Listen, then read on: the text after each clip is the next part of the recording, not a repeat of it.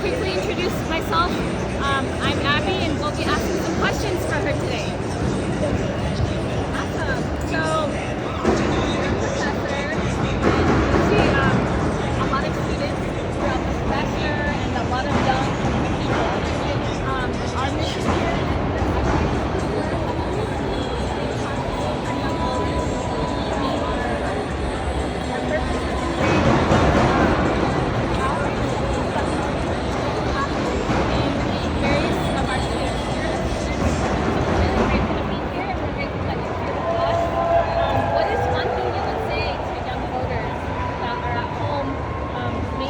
whether they want to vote or not, because we know that it's very crucial for them to listen.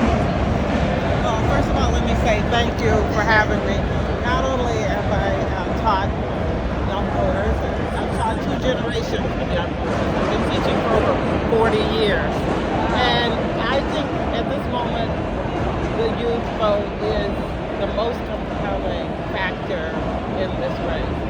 You know, I don't know if you've heard the phrase, nothing about us without us. I think you should think about that when you're thinking about young voters, because nothing should be decided about your future without you. And that's why it's so important for you to be participating in collecting knowledge, understanding. You know, I love the literacy of journalism and news and putting that together and then providing people who are your peers with real answers to the questions and the things that matter to them. And so that's what makes us very excited.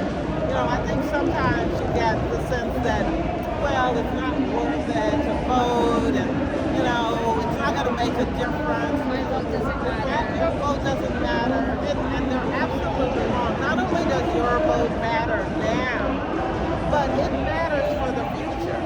At some point, those of us like myself are going to be gone. And you're still going to be dealing with the decisions that people like I have made. So that's why your input is so important, because you want to have it now, you want to get it started, you want to have a habit of voting and being a part not only of voting, but being an informed voter. And so that's why this is exciting, and it's exciting to know that people, because I teach them, I know, are really excited about this election and their participation in this election. Yeah, thank you so much. I really appreciate that. I think a lot of the times as the rising generation of leaders that are wanting to be politically involved or wanting to be civically engaged, it's very important for us to have that connection with leaders like you that have paved the way to be civically engaged, to go to law school, and it's just really important. And I know that the work that you've done has really helped a lot of amazing women and students and generations to come, and we're just really grateful that we are here in day 4 of this convention. And can I just say something about that? Because not only are you participating, but you're reimagining civic engagement. And you're doing it through social media, you're doing it through different ways of connecting with people. This project alone is evidence that you are coming up with new ideas.